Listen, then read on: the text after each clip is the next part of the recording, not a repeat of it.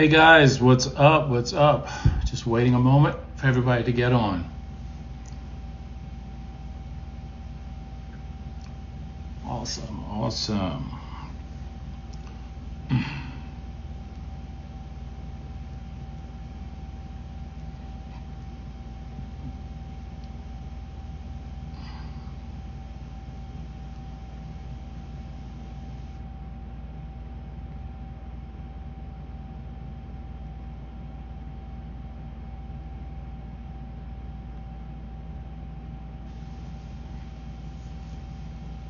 Okay, let's jump right in here.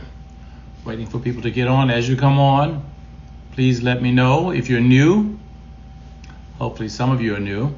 Hey Belinda, how are you? Welcome. Now every week we have people who come on but don't say anything, and that's okay. That's your prerogative. But I so appreciate those of you who do. So hi, Belinda. As others come on, please introduce yourselves. Just give me a thumbs up and say, hey, what's up? If you're afraid or scared of speaking in public, this is not really public, but if this poses some kind of panic to you, then I get it. But otherwise, please let me know you're here. All right. We have a lot to talk about this evening, and I'm excited to jump into it. So let's rock and roll. See, who else do we have on here? All right, please make yourselves known. Belinda, you're one of our early birds. All right. Hey, Robin V, what's up? Welcome.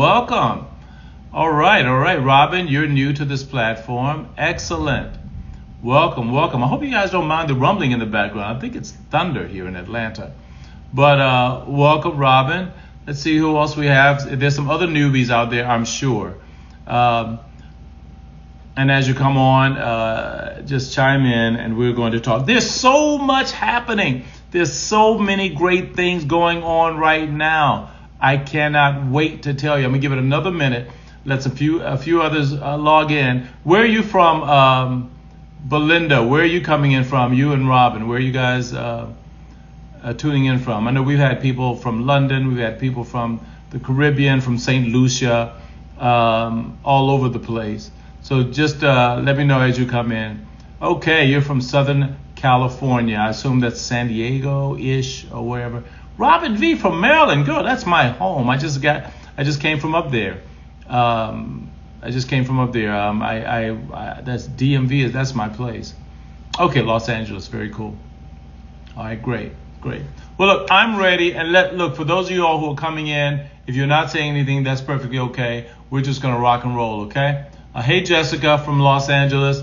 A lot of Los Angeles people. Awesome. AI? Is that Alabama? No, you already said Maryland, Robin. Where are you from? You're from Maryland or you're from Alabama? Okay, but anyway, let's get started. Okay, we've done all the introductions. Listen, Manny, hey, what's up, Manny from LA? I'm getting a lot of California people. I love it on the West Coast. It's 4 o'clock out there with you guys. Let me share this with you. I've been doing an email and a IG campaign and Facebook campaign recently. We put out videos and what have you, just telling you about what's happening and what's coming. I'm going to do one more this evening and some others going forward. But just let me give you guys, because you guys are on the inner circle here, I want to give you a heads up as to what's going on. And mind you, let me let you know that right now you're on this platform for free, and I'm more than happy to let you know that that's a great thing, but it won't always be that way. So I hope that when it does switch, and it'll be very, very nominal. I mean, don't buy a burger one night and you'll be able to afford this. But when that does switch up, we want you to stay with us, because here's why. We're starting, been having meetings, all last week and et cetera, and just been crazy busy because what we're doing actually is we're starting a YouTube podcast. Okay, it's going to be on YouTube and probably on Apple and some other places. So we are starting a podcast, Conversations with Pastor Cal. We'll be starting that podcast very, very shortly. Excuse me, like within the next couple weeks. I've had a slowdown because of some family emergencies that have transpired with my wife and her family. In fact, I'm flying out of the country now to be with her and her family. They've gone through some tragedies. But regardless of that, we will be starting within the next couple of weeks, within a couple of weeks actually, with our podcast, which is very exciting. In addition to that, we are starting a program, a platform to help march you through why relationships break down. And we're going to be asking you guys to sign up for that as well. And in addition to that, there's more. We're going in February of next year. Around Valentine's Day is the plan. That's the plan. I'm letting you know ahead of time because you guys are in the app. We're going to have a destination marriage getaway. Okay, it's going to be a relationship getaway. Now, it's not for singles. It's for if you're married or in a relationship. It's going to be a destination relationship getaway. And we will start advertising next month. Okay, hopefully by the end of this month, but definitely next month, we will start the advertising for it. So that is very exciting. I cannot wait for that. And we're going to be doing that much more frequently. Wendy and I will be there at those events. And we want to lock you in. And for the single people, we are starting our matchmaking, and we're planning a singles destination retreat next year as well. Yes, we're going to do some serious matchmaking. I want to go from, I'm saying I want to because we're making plans to go from city to city with our matchmaking program, our matchmaking platform to match our people and to help you find the value-based love that you've been looking for, okay? All right, enough. Now let's talk about it. First of all, thank you guys for posting on the page your businesses. This is an incredible opportunity, an incredible platform for you to post your businesses on the opening page. Sabine, I saw you there. I saw another couple there. I saw somebody else there. I love it. Keep doing that, okay? We want to make sure that we're getting the word out. And all the things I'm talking to you about, the upcoming retreat of next year, when I talk to you about the different programs and the different things that are going to be happening, even the YouTube, all that's going to be initiated in the app. You'll have to go into the app, sign up, go into that. It's all going to be app-based, okay? But that's where you're going to find out your retreat stuff. We'll advertise outside also. But for registration, we want you to be able to do that here, okay? All right, great. Thank you. Amen to that. Listen, we sent out a notification about Passcodes and Peace, and whether or not it's cool to have, or is it protocol to have your spouse's access to all of their social media. Let's talk about that. And I want you to chime in, please. Because I was sharing this with a friend of mine recently that, look, it's only been in the last, 4 years, 3 years, 4 maybe, that we've had this AI revolution. But social media has been around for a lot longer, and it's actually introduced a whole new way of thinking, a whole new way of doing things, okay? And so now it's also become a new line of secrecy. So tonight is not necessarily about your phone access. It's about whether your marriage can survive when the light comes on. Whether your marriage can survive when the light comes on. Hey Mel. Whether that's the case. How does your marriage survive when the truth comes out? Wendy and I, we've done a lot of coaching, relationship coaching. And the one thing that I find is the most difficult in coaching a couple, we just had some couples this past week. One thing that I find is most difficult is getting people to be completely and absolutely authentic. It ain't easy. It ain't easy for us. We've been married going on 18 years, and it's not easy. Okay? So here's the thing. You don't lose trust in your relationship when you ask for the passcode to your mates, to your partner's phone. You lost the trust the day you decided they didn't need to see it. Did you hear that? You don't lose trust when you ask for the passcode to your partner's phone. You lost the trust the day you decided they don't need to see it. What makes you decide your partner doesn't need access to that? And I think there's something to be said for people thinking that, well, this is mine and this is ours.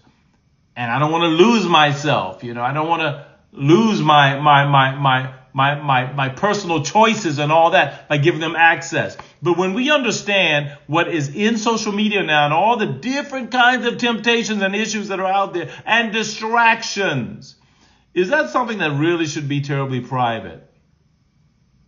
Let's think about it. Okay. When in my book, Marriage Ain't for Punks, I talk about, and it's in a different context, where I talk about the chapter when punking out is necessary. I talk about where to categorize people. And please, you guys, if you're here for the first time, I want you to know something. You can respond. You can ask questions. Please do that. We'll answer them real time. Okay? Questions, comments, whatever. Put them in the texts.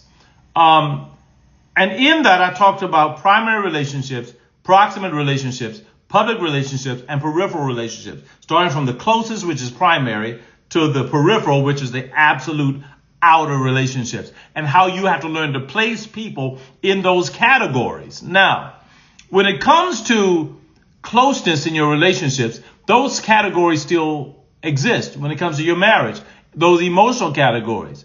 When you think of your spouse, do you think of your spouse as a primary person? I call it a first thought person. Well, this is the first person that comes to mind. This is your first thought person. This is the person that comes to mind first before everything. Not God, of course, but first before everything. First thought closeness.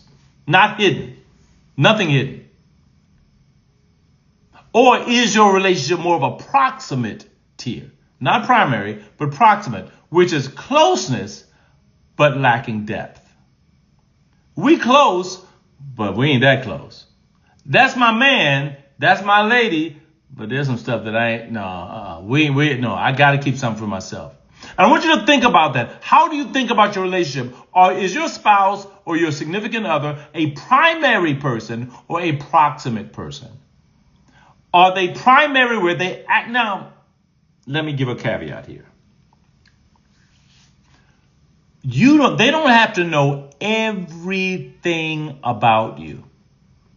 And they don't have to know every thought that's going through your head. That's dangerous. I'll say it again. Your spouse does not need to know every thought that's going through your mind. It's dangerous. Some things don't need to be said. I'm not that guy that's going to say, oh, you need to tell your spouse everything you're feeling. No. Because feelings are so fleeting. They're vacuous. Feelings are, man, they're scary. How many of you all agree with that? How many of you feel that it's necessary to tell your spouse everything that you're feeling? Give me a yes or no, or thumbs up or thumbs down. Okay. Because here's the issue when it comes to this passcode thing. And please respond.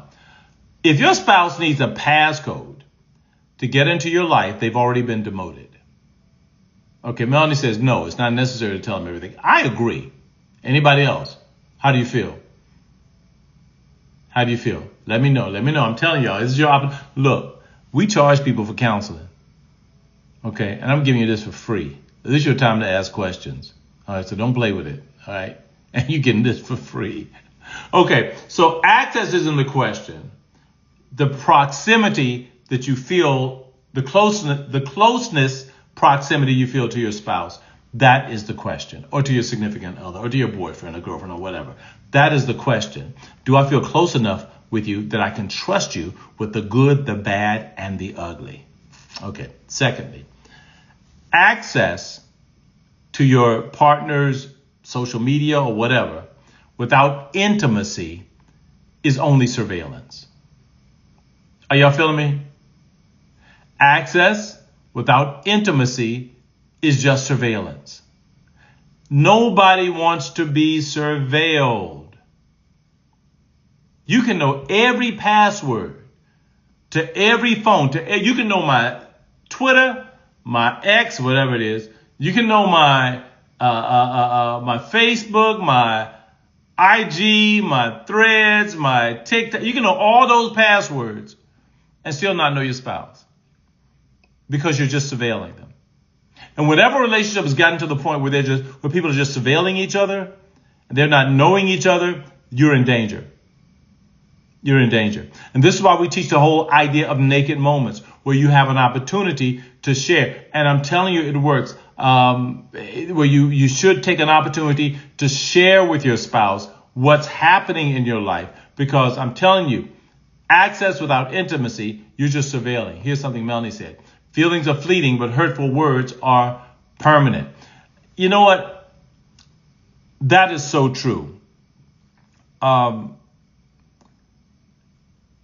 Feelings are fleeting.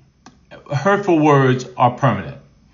Well, hurtful words, they are permanently remembered because you can't forget. Some things are just difficult. We're not wired. But I don't think they have to hurt permanently. Okay? They don't have to hurt permanently.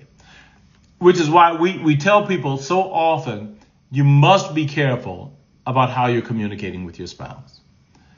I've heard people be so caustic with each other. I've heard people speak so angrily and so disrespectfully with one another that I wonder sometimes, how is the intimacy in their relationship? Because if you're that disrespectful and if you're speaking that hurtfully, you might have an active sex life. But anytime those words come out and you're hurting a person, you're driving them away. You're driving a wedge. Now, a dutiful husband or a dutiful wife, said to the prayer hands, a dutiful spouse might go ahead and have sex with you because that's my duty as a spouse. However, do you now really know who they are? Because your words have cut so deeply. And you don't think that it's a big deal. Oh, she knows me. Oh, he knows me. Oh, no, they know how I feel. Really? There's something in the Bible that talks about your words. And it talks about how it equates words to a flaming inferno. It can set on the fires of hell even. So it's powerful. So you're absolutely right. So here's the thing. The locked phone isn't the problem. A locked heart is. And if you unlock that and the phone, then the phone stops mattering. I don't really have a problem with giving my wife my passcodes. She got them all anyway. In fact, I don't even have hers, all hers. I don't care. Bottom line is, if I trust her, I trust her. If I don't, I don't. But I do. So I'm not really that concerned about it. Y'all understanding me? How many of y'all understand what I'm saying? If you understand, give me a thumbs up. If I'm scratching somewhere where you're itching, give me a thumbs up. Okay. Now let's talk about it a little bit more. Let's go a little bit further about this whole thing. How are we on time? We're good. Normally, great. Normally, I have more questions, but normally Wendy's on, but she's in Trinidad right now with her family. But let's go a little bit further. So let's talk about snooping through your spouse's social media or phone. How do you feel about that? Is that a thing? Because I have my opinions on it. But is it necessary or should it be allowed for your spouse to be able to snoop through your stuff and look at who you've liked, read your DMs, go through all of it, go through all your emails? Is that okay? Do you feel comfortable with that? Is that something that you believe as a spouse that your spouse, your significant other, should be allowed to do? Because I want to share something with you. Snooping through your spouse's stuff is weak power. It's not real power. Earned trust is real power. But if I got to snoop to find out what you're doing wrong, who you talking to, what's going on, that's some weakness. Are y'all feeling me? You see, the marriage that has to check is not the marriage that's safe. It's a marriage that's scared. If you find out that you have to check on your spouse, that's not a marriage that's safe. It's a marriage that's afraid. And where there is fear, love cannot exist in its fullness. When there is fear, it drives away love. As Melanie says here, snooping is unattractive. Absolutely unattractive by either party. I have talked to so many people where this has become a problem, where they're snooping on each other, surveilling one another, trying to find out stuff. Let me share something with you. If you're trying to find out dirt, guess what you're going to find? Dirt. And it may not even be dirt, but you're going to perceive it as such. Robin says, it definitely creates problems in a relationship when that happens. Lots of insecurity there and lack of trust. Absolutely. And we talked earlier about power dynamics, and I think we talked about perceived power. I think we did in one previous one, and how you don't get power by snooping and by controlling and by raising your voice. That's just perceived power. It's not earned power. It's not real power. It's moved by fear, and it's fragile, and it's not the kind of power that's built from connection and experiences over years. You see, you can force access. You can force access to your spouse's privacy, but you cannot force peace. Peace is earned. Access is just a search warrant. Y'all with me? I don't know about y'all, but I refuse to be in any kind of relationship where I'm operating out of fear. And I know that, historically in marriage, you see these tropes of, of the husband, being cowering and saying, well, my wife says so, she's the boss. How y'all feel about that? Well, my wife is the boss, especially the old school guys. They talk about how their wife is the boss and, whatever. Nah, ain't no bosses in the relationship. There ain't no bosses. In fact, when I used to work in corporate America, I refused to call the superior or the manager or whomever. I refused to call him a boss. I would say, he's the department manager. Why? Because first of all, that whole boss thing, it freaks me out because ain't nobody my boss. Y'all feel me? Melanie said that's weak. Yeah. Peace is, yes, absolutely. And Mel goes back again. Fear and insecurity is not sexy. Ain't nothing sexy about fear and insecurity. Jane Saratori, I love that name, says, I hear that all the time from my husband. What? You hear what? You hear the whole idea about no one being your boss? I hope that's what you're saying, because I agree completely. It's almost, I think that in America, basically, we have these caste, almost like a caste system, these hierarchies in our jobs, where we have bosses and you have servants and you have all these other things. And I think sometimes that even when we do that, we don't realize how much that actually eats away at our own personal worth. It eats away. Jane says, I wear the pants, meaning me, not him. Meaning you wear the pants. And I understand that it's a trope, it's cute, it's whatever, and I know what he's saying. I ain't trying to throw no shade on your husband. I get it. But here's the thing. No woman wants to wear the pants. I mean, correct me if I'm wrong. I have not met a woman who is comfortable wearing the pants in a relationship. Now, you can wear pants all you want, and wearing the pants, of course, is just, just signifying the boss. Yeah, I know it's kind of masculine. The person who wears the pants runs things. So even in that is some sort of stereotypical stuff. But regardless, this language has to be changed. The language has to be changed. There's nothing wrong. I tell my wife, and I tell everybody else, she's a very strong woman. And if she was on here, she'd tell you that. But she's a very strong woman. But there's no question. There's no secret in our relationship. Yes, sometimes, she can run things. Sometimes she does take the lead. Yep. But when it comes down to it, in our home, we have agreed that when it comes to matters of serious importance, if there's a decision to be made, I make that decision. She agrees with it, and if she disagrees with it, we'll talk about it. We'll decide about it. In no corporation in America, in no business in the world, is there no business exists where there's not somebody who makes the final word. And I've gotten off subject, but not quite.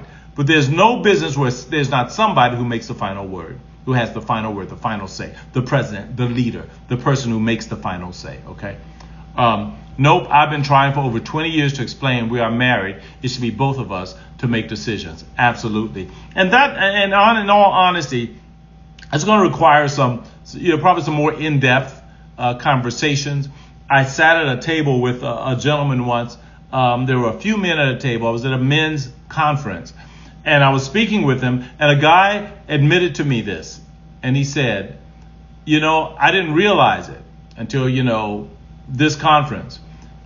I was brought up in a matriarchy with my mother being the only person in charge. I had sisters, so I was brought up around women. Then I married my wife, and I have 2 daughters.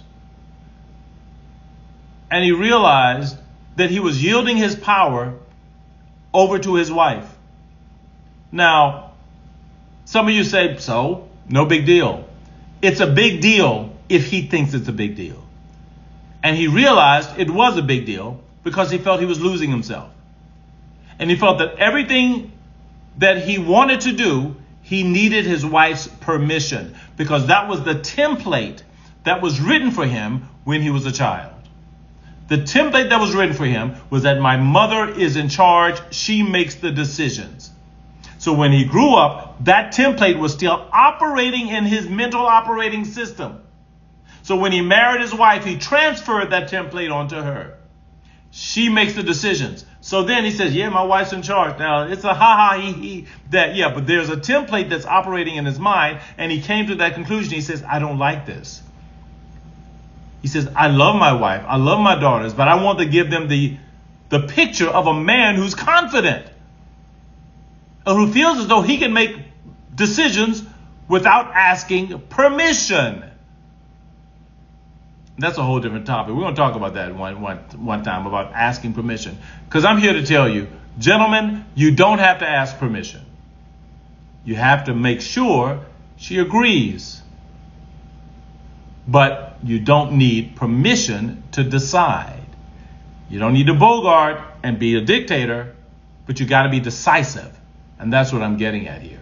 Okay? I think that's the whole thing. Because going on with Melanie's comments, decisiveness is sexy. Okay? All right. Now, so let's go on, because I got way off topic here, but I'm glad because you guys brought in some good stuff here. So Jane, I hope that is something that you guys can work out. Pick up the book, Marriage Ain't for Punks. It talks about roles and everything in there also. And I'm not just saying that because I'm trying to sell a book, because I'm good. But I need you to get it, because it would be good for you guys. So understand this also. Great. Understand this also. A rule that you make alone, as far as agreement, you guys have to agree on how much access you have in each other's lives. Because a rule you make on your own isn't a boundary. It's a hostage situation, okay? So you have to decide what's comfortable when it comes to access, when it comes to these things in your life, when it comes to privacy, what is comfortable. But these things have to be discussed. They have to be discussed. So 2 people who agreed on the rule can live in peace. One person enforcing a rule is just enforcing surveillance. That's it. Okay? We're coming to a close here. And in closing, I want you to do me a favor. So, and because there's some other things that we could talk about here. There's sometimes the reason that people want those access is because of lack of trust. Sometimes the people want access to phones and what have you is because there may have been infidelity in the past or what have you. These are things that you need to discuss. Okay? Because once trust has been regained, no one cares what's going on in your phone. Okay? So stop asking your spouse if you should have their passcode. Start asking if your marriage is in the place it needs to be. Okay? Build that. and the phone becomes the least interesting thing in the room. Asking for passcodes, asking about the marriage. Because if a guy's going to cheat, he's going to cheat. If a guy's going to hide something, he's going to hide something. If a woman's going to hide something, she's going to hide something. I've talked to couples with just as many women cheating as men. But you don't want to surveil your spouse. You want to know them. Okay? Our time's up. I hope you got it. Give me a thumbs up if you got what we were talking about this evening. Okay? Hopefully you did. But thank you guys so much. I want to remind you again of some of the things that are coming up. You're going to see it. Go to my Instagram. I am Calvin Roberson. I will be putting out a video telling you about the YouTube channel, the podcast that's coming up. And I want you guys to go and subscribe. And I'm looking forward to some of the exciting things that we have coming up with you guys in the future. Okay? God bless you guys. Looking forward to seeing you and talking with you on next Tuesday night. Great. Awesome. Glad you guys got it.